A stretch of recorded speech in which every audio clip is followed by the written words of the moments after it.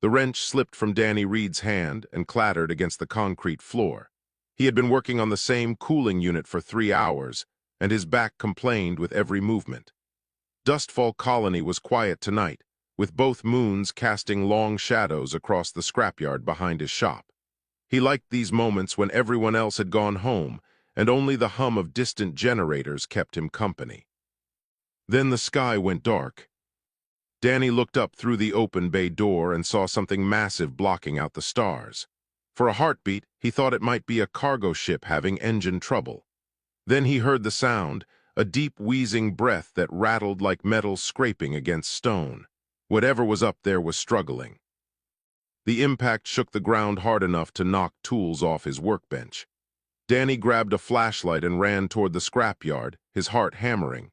Dust hung thick in the air, and he could smell something burning, not fuel or circuits, but something organic and ancient.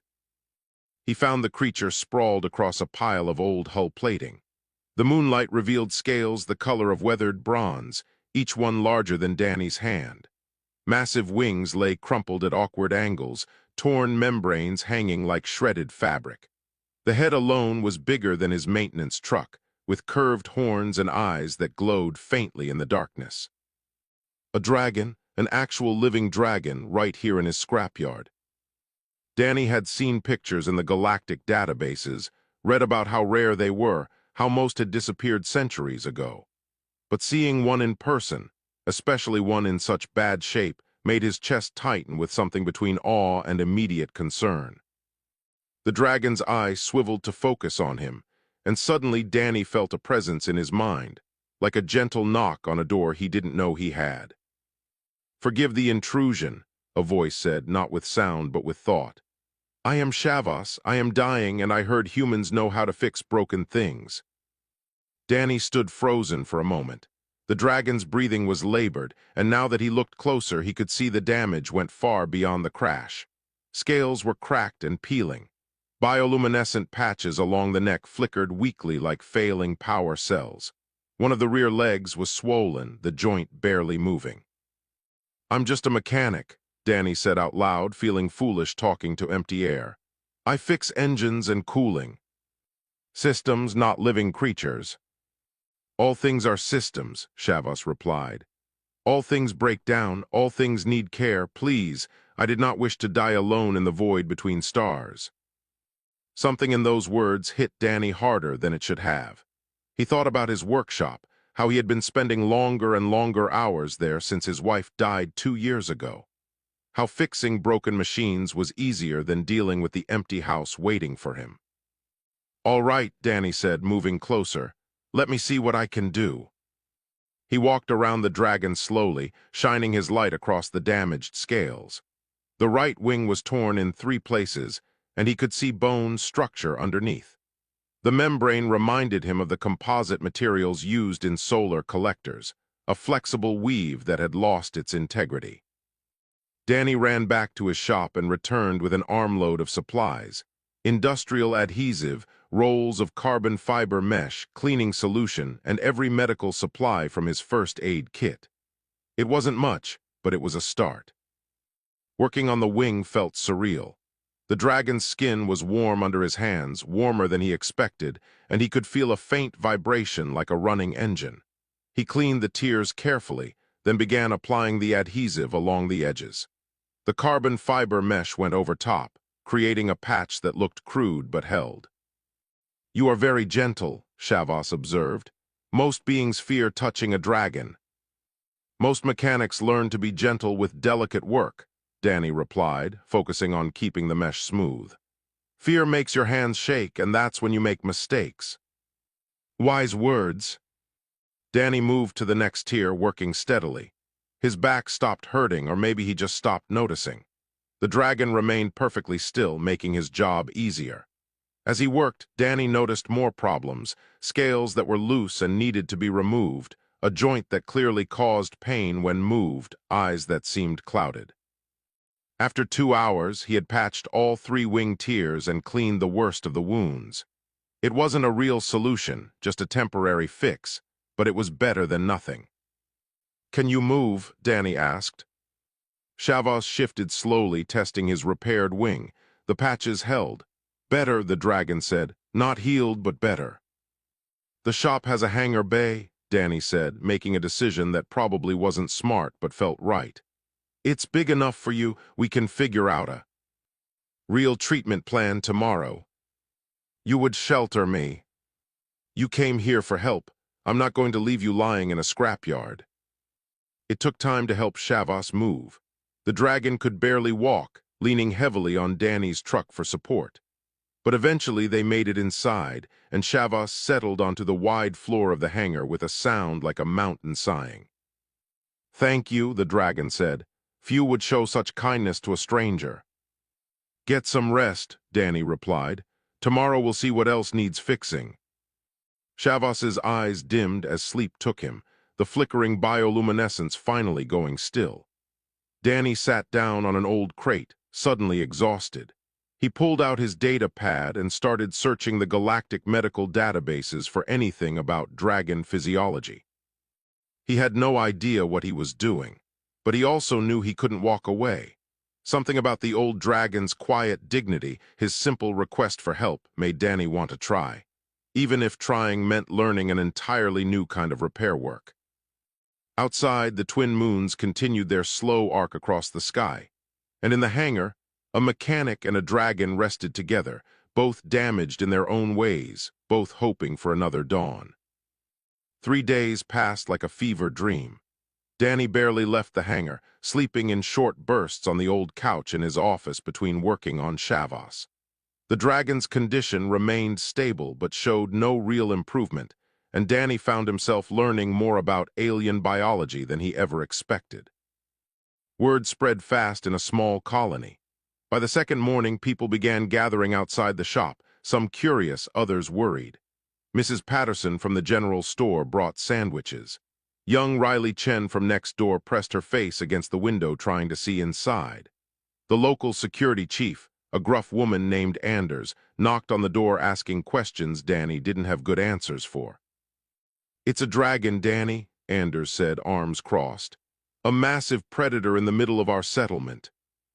He's sick and old, Danny replied, not moving from his workbench where he was fabricating a custom joint brace. Not dangerous. How do you know that?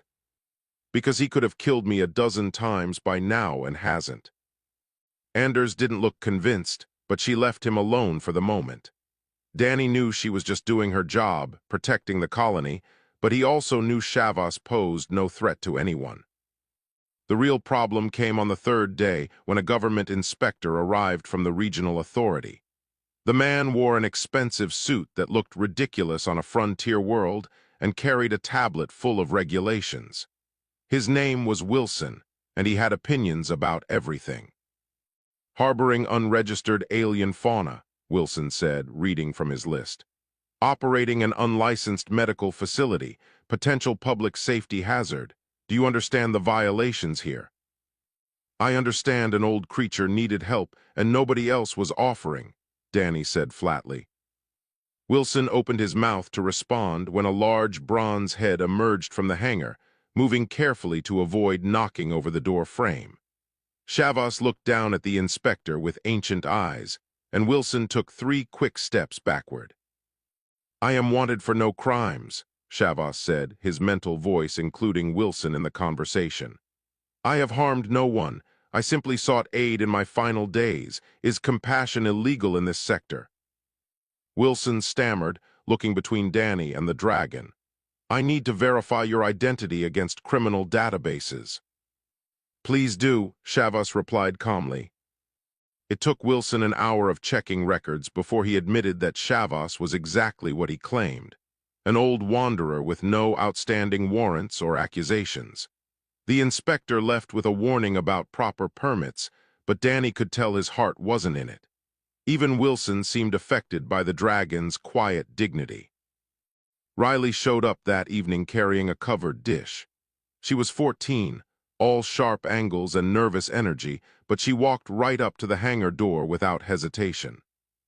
My mom made extra dumplings, she said. Figured you weren't eating properly. Danny smiled. Your mom's right, thank you. Riley peered around him into the hangar. "Can I see him?" Danny looked back at Shavas, who nodded slightly. "Come on." The girl entered slowly, eyes wide. Shavas had moved to the center of the space, and even lying down he was impressive. Riley stopped a safe distance away, clutching the dish. "Hello," she said quietly. "Hello, young one," Shavas replied. "Thank you for the food." Riley's eyes went even wider. "You can talk in my head. It is how my kind communicates. I apologize if it startles you."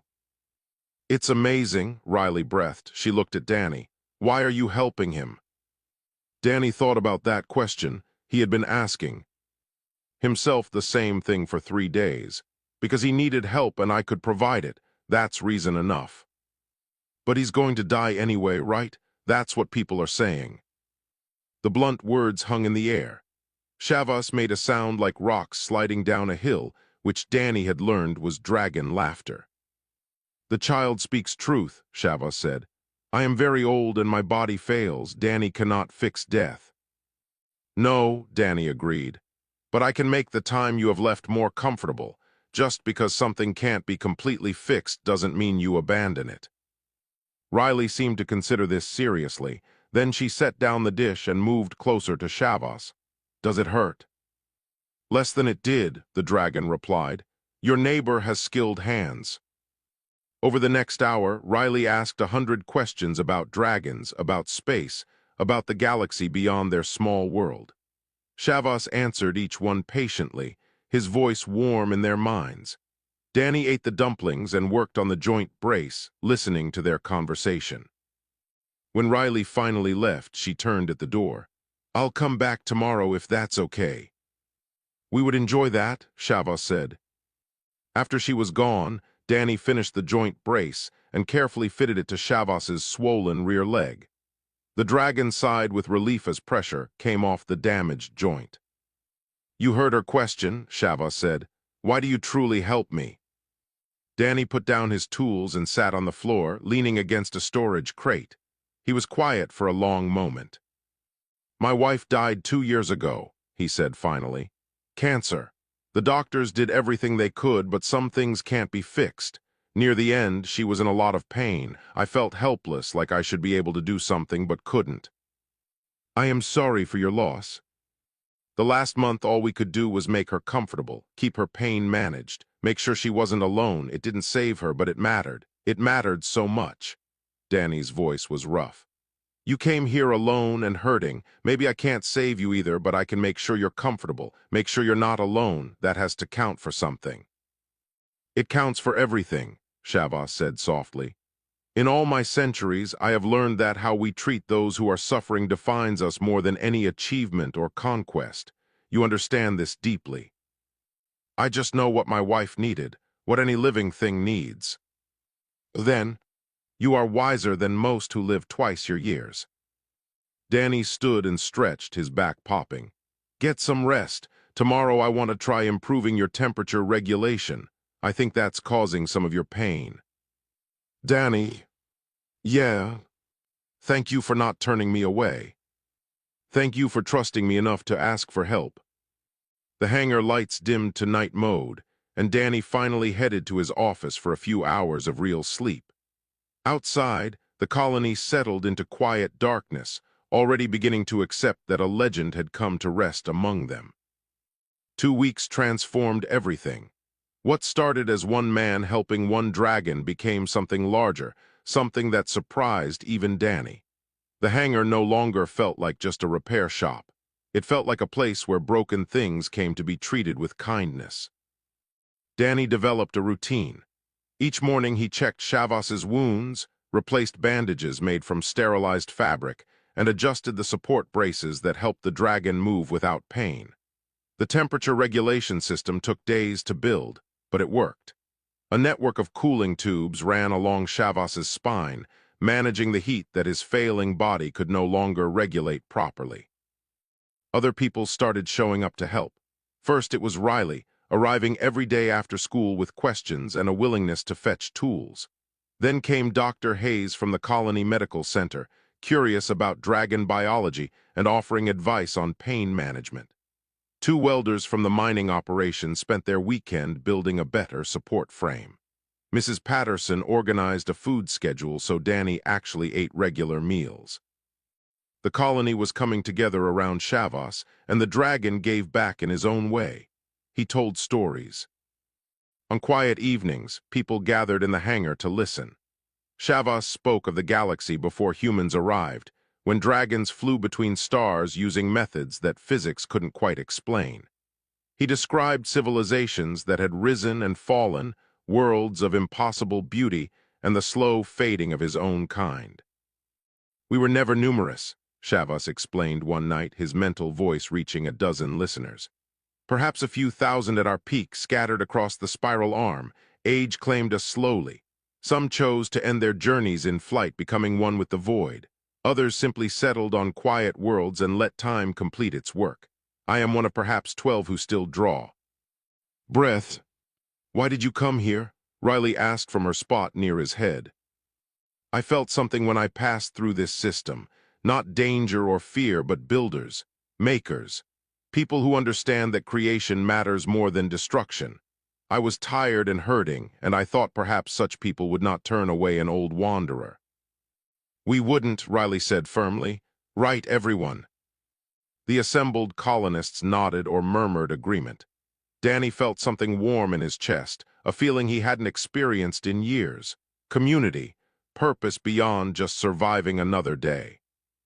The real breakthrough came when Danny finally understood the crystalline structures in Shavas's neural system. They were like organic processors, storing memories and managing the dragon's higher functions, but they were fracturing with age. He couldn't repair them, but he could stabilize them using a combination of mineral supplements and carefully tuned electromagnetic fields. "You have a gift," Shavas told him privately one afternoon. "You see problems as systems to be understood, not obstacles to be defeated. That perspective is rare." "I just treat you like I'd treat a complicated machine," Danny admitted. "Find what's broken, figure out why, and see if there's a way to make it work better." "That is exactly why it works. You do not let fear of my difference paralyze you." Danny was cleaning one of the support joints when Riley burst into the hangar, her tablet clutched in both hands. "Danny, look at this." He took the tablet and saw a news feed from 3 systems away. The headline read, "Ancient Dragon Receives Care on Frontier Colony." Below it was a picture someone had taken of his shop with Shavas visible through the open hangar door. "We're famous," Riley said excitedly. "Oh no," Danny muttered. "Oh yes," Shavas added, sounding amused. "The galaxy loves a good story." Over the next few days, the communications array lit up with requests for interviews, questions from xenobiologists, and messages from dragon preservation groups Danny didn't know existed. He ignored most of them, too busy with actual work to worry about publicity. But then something unexpected happened. A message came through on a private channel, marked urgent. Danny opened it and found himself looking at another dragon, this one with scales like polished silver. "My name is Moth," the dragon said, her mental voice younger and stronger than Shavas's. "I am injured and was told a human mechanic knows how to help our kind. May I come?" Danny looked at Shavas, who was watching with interest. "She is young," Shavas said. "Perhaps only 3 centuries. If she is injured, she should not be." Danny thought about his shop, his limited resources, the fact that he was barely keeping up with one dragon's needs. Then he thought about Riley's question. Why was he doing this? Because someone needed help, and he could provide it. "Come to Dustfall Colony," Danny transmitted back. "We'll figure it out." Moth arrived 2 days later, her landing far more controlled than Shavas's crash. Her injury was different. A territorial fight with another dragon had left deep wounds across her chest and a damaged wing joint. Danny examined her with growing confidence, applying everything he had learned from treating Shavas. The colony rallied again. The hangar was crowded now with 2 dragons, but people made it work. Dr. Hayes brought stronger antibiotics. The welders built a second support frame. Riley appointed herself as assistant to both dragons, keeping track of medication schedules and feeding times. "This is remarkable," Moth said one evening, watching the humans work together. "I expected one healer, perhaps reluctant. Instead, I find a community." "That's humans for you," Shavas replied. "They find purpose in caring for others. It is their greatest strength." Danny was adjusting Moth's wing brace when he heard Shavas make a sound he hadn't heard before, a deep thrumming that vibrated through the floor. The old dragon was looking at Moth with something like joy. "It has been 50 years since I shared space with another of my kind," Shavas said quietly. "I did not realize how lonely I had become." Moth moved closer, careful of her injuries, and touched her head to Shavas's neck. The gesture was gentle, familial, and Danny had to look away from the intimacy of it. That night, after everyone else had gone home, Danny sat in his office reviewing supply inventories. They were running low on several critical materials, and he needed to place orders, but he felt satisfied in a way he hadn't in years. His shop had become something more than a repair facility. It had become a place of healing, not just for dragons, but for a whole community that had found purpose in showing kindness to those who needed it most. Outside in the hangar, too, ancient creatures rested together, their breathing synchronized, their pain eased by the steady hands of a mechanic who refused to accept suffering as inevitable. 1 month after Shavas crash-landed in the scrapyard, Danny found himself coordinating care for 4 dragons. The news had spread across multiple systems, and 2 more ancient creatures arrived seeking the human who treated the unmendable with gentleness. The colony of Dustfall was suddenly hosting more dragons than most people saw in a lifetime. The second hangar bay became emergency dragon care when a massive brown dragon named Grandfather arrived. He was even older than Shavas, his scales dulled to the color of old earth, and he could barely fly. The fourth dragon, a smaller creature named Whisper, came 3 days later with respiratory problems that made every breath sound like tearing metal. Danny felt overwhelmed. He stood in the middle of what used to be his shop, surrounded by beings the size of small buildings, each with complex needs he was still learning to address. Riley found him there, staring at his tablet full of care schedules and supply lists. "You okay?" she asked. "I'm a mechanic, Riley. I fix cooling units and patch hull breaches.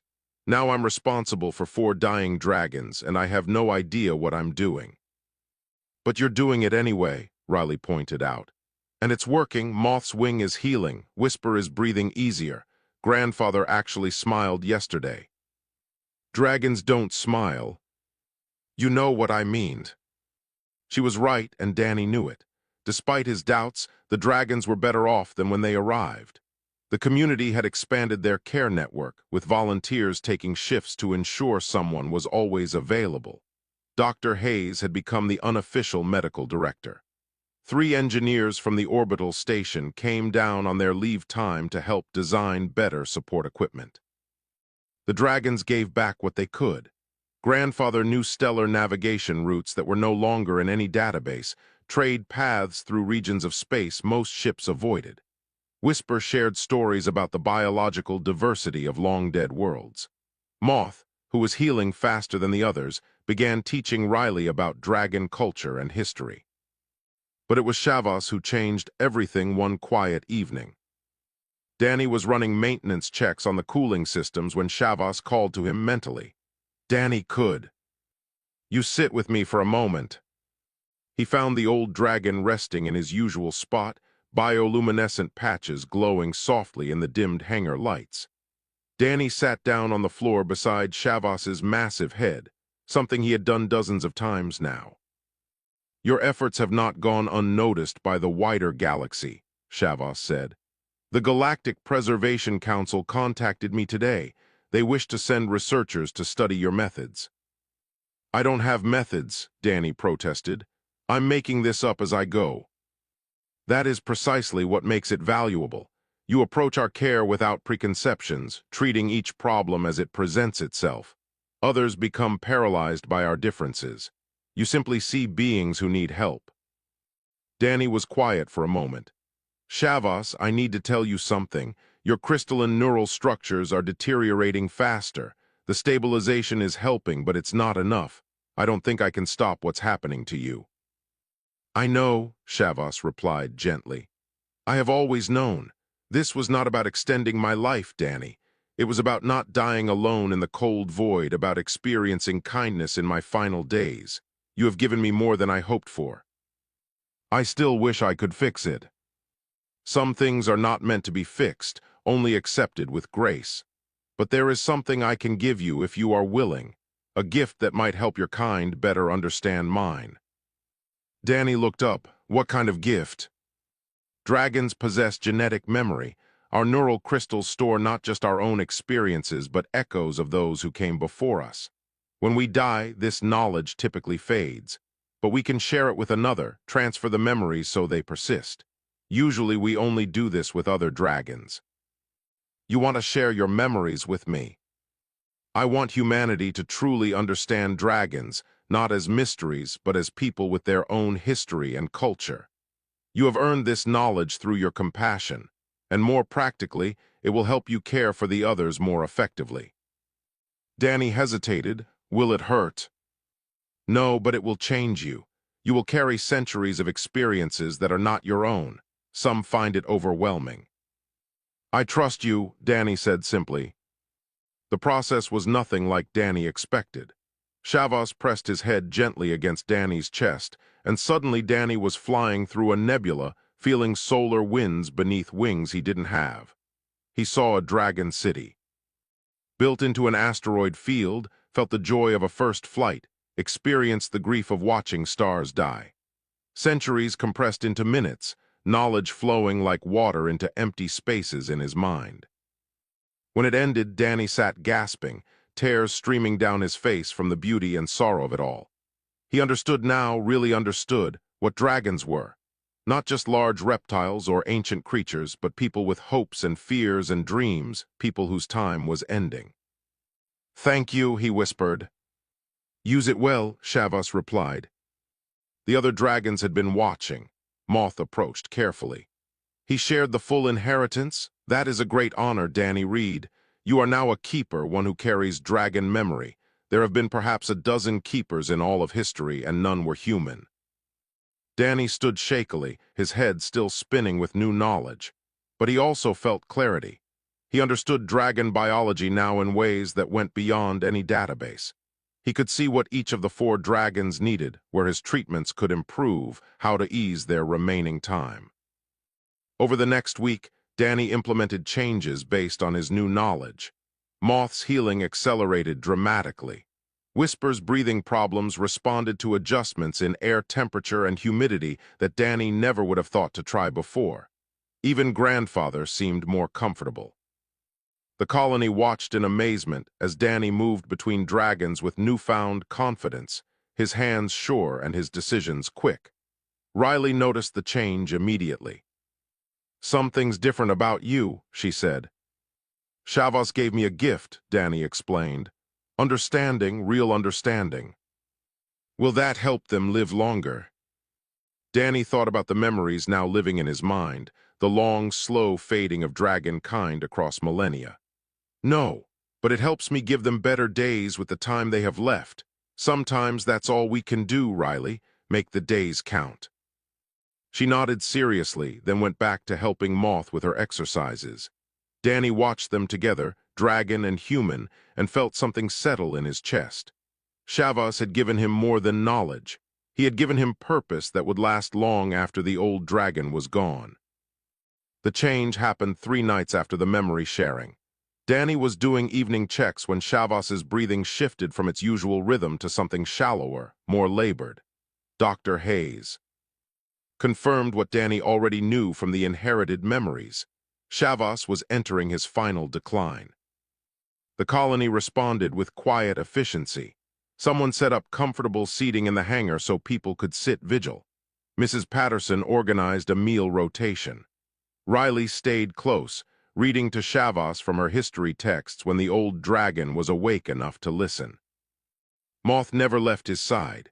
She curled her body protectively around Shavas, keeping him warm, her own wounds forgotten. Grandfather and Whisper maintained respectful distance but made their presence known, a silent acknowledgement of what was coming.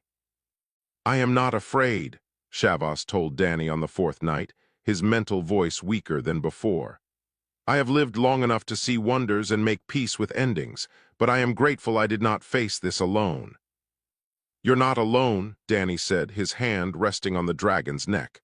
"You won't be alone." "I know, that is the gift, Danny. Not more years, but companionship in the ones that remained." People came throughout the day to say goodbye. Riley brought flowers from her mother's garden.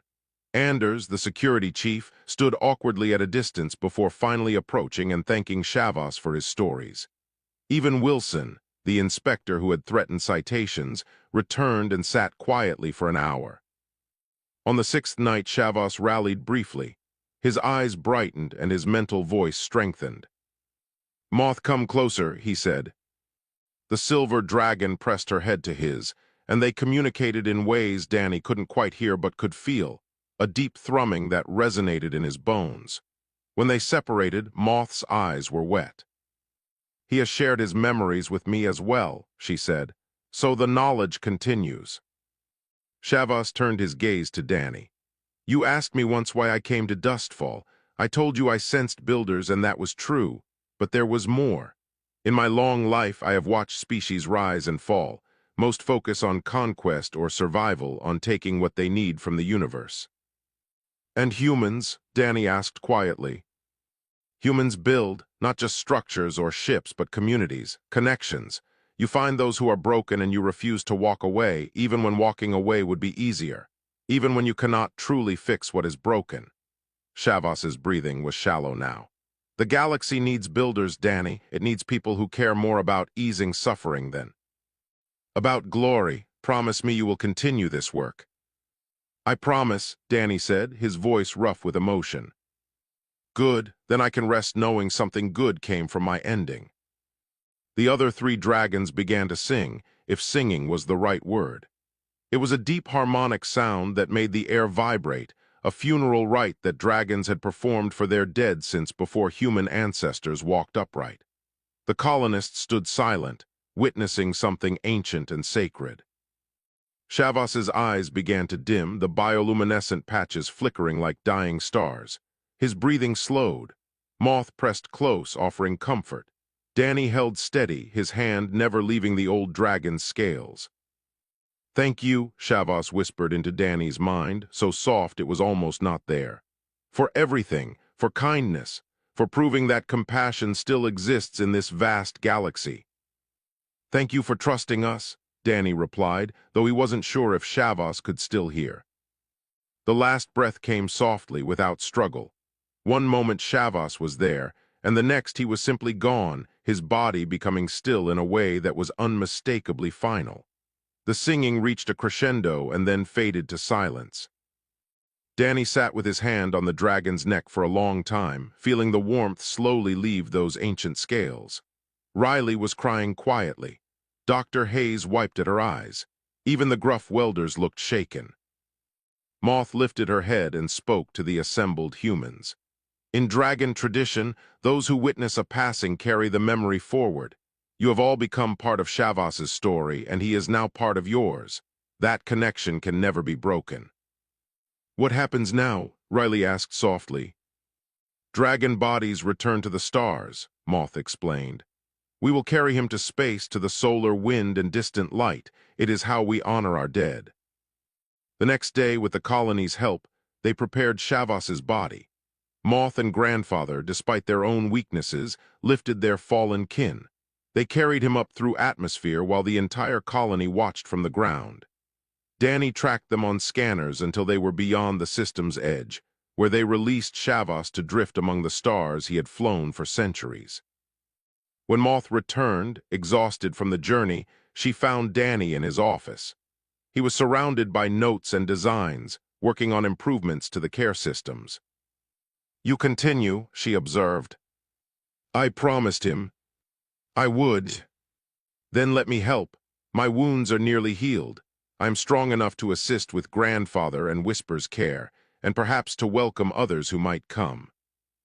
Danny looked up at her. Others. Word has spread, Danny Reed. You are known now across the galaxy as the human who honors dragon endings. More will come seeking what Shavas found here: peace, dignity, compassion in final days. This shop wasn't meant for this, Danny said. But he was already thinking about expansions, about how to handle more dragons, about training others in what he had learned. It is now, Moth replied gently. Shavas chose well when he crashed in your scrapyard. He saw something in you in this colony that the galaxy needs, a place where the old and broken are not discarded but treasured, where endings can be gentle. Danny thought about his promise, about the memories now living in his mind, about Riley's questions and the community that had formed around acts of simple kindness. He thought about his wife, about how the care she received at the end had mattered so much. All right, he said, we'll need more space, better equipment, a real medical team, not just a mechanic fumbling through dragon biology. You have months to prepare, Moth said. I received word today that another of our kind, one called Dawnfire, is seeking your location. She has perhaps a year left. She wishes to spend it here. Then we'll be ready. Outside, the twin moons rose over Dustfall Colony. In the hangar, 3 dragons rested, their pain eased, their dignity intact.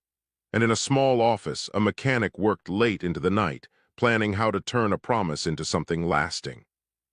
The gentle legend was just beginning. 6 months after Shavas's death, Danny stood in what could no longer be called a repair shop. The facility had grown, spreading across 3 connected buildings that the Colony Council had helped fund. What started as one mechanic caring for one dragon had become something the galaxy now called the Dustfall Sanctuary. Moth walked beside him through the main hall, her silver scales gleaming in the morning light. She had become co-director of the sanctuary, her recovered strength devoted to welcoming and comforting new arrivals. Dawnfire settled in well during the night, Moth reported. She says the pain management system you designed works better than anything she has tried.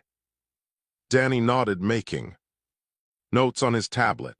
Dawnfire was the 7th dragon to come to Dustfall seeking end-of-life care. But she was not alone. In the West Wing, an elderly Vakari rested, his 6 legs finally free from the pain of joint deterioration. 2 Senthari, beings of pure energy held in failing containment fields, occupied specially shielded rooms where Danny and his team had learned to stabilize their degrading matrices. The sanctuary had evolved beyond dragon care into something bigger. Species from across the galaxy came seeking what Shavas had found. A place where aging and dying beings were treated with dignity rather than abandoned or warehoused. Riley, now 15, ran past carrying medical supplies. She was enrolled in xenobiology courses through remote learning, but spent every spare moment at the sanctuary. Danny had officially hired her as an assistant, though she would have volunteered regardless. Dr. Hayes needs you in the Senthari wing, Riley called. Something about resonance frequencies. Tell her I'll be there in 10 minutes. The sanctuary employed 20 people now, from medical professionals to engineers to simple caregivers who sat with the residents during difficult nights. The colony had embraced their new identity. Dustfall was no longer just another frontier settlement. It was the place you went when you needed compassion at the end. Danny found Dr. Hayes adjusting equipment around one of the Senthari, the energy being pulsed weakly, their light dimming. Their containment is degrading faster than projected, Hayes explained. I thought we had another month. Danny examined the readings, his mind drawing on knowledge from both his mechanical training and the inherited dragon memories. We need to reverse the magnetic polarity in sectors 3 and 7. It will create a more stable field geometry. That's not in any of the standard protocols. Standard protocols weren't designed with compassion as the primary goal. They were designed for efficiency. Hayes smiled. Good point, let's try it. The adjustment worked. The Senthari's light strengthened, and their communication device chimed gratitude in musical tones. Later that afternoon, Danny received a call from the Galactic Medical Council. They wanted to send observers to study what they were now calling the Gentle Protocol, the approach to end-of-life care that Dustfall had pioneered. "We've analyzed your methods," the council representative said. "The combination of advanced medical technology, emotional support, and what you call dignity-focused care produces better outcomes than standard hospice facilities. We want to implement this across multiple worlds." "It's not complicated," Danny replied. "You just treat patients like people instead of problems. You focus on quality of remaining life instead of just extending duration." Apparently, that perspective is revolutionary. Danny thought about Shavas, about his wife, about every being who had come to Dustfall seeking a gentle ending. It shouldn't be.